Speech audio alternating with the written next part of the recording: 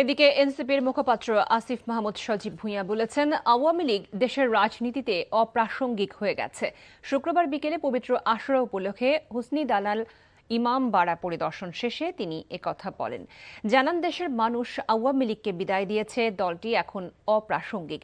23 June Awami লীগের প্রতিষ্ঠাবার্ষিক ঘিরে NCP কোনো কর্মসূচি দেবে না জানিয়ে আসিফ মাহমুদ বলেন, কোনো বিশৃঙ্খলা করলে ছাড় দেয়া হবে না। এছাড়া তারা মিছিল করার চেষ্টা করলে আইন শৃঙ্খলা বাহিনী বিধি অনুযায়ী ব্যবস্থা নেবে বলে আশা প্রকাশ করেন তিনি।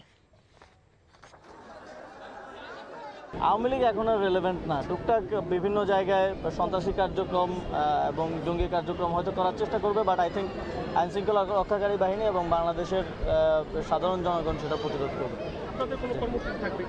আলাদা করে কর্মসূচি দেওয়ার মতো গুরুত্বপূর্ণ না।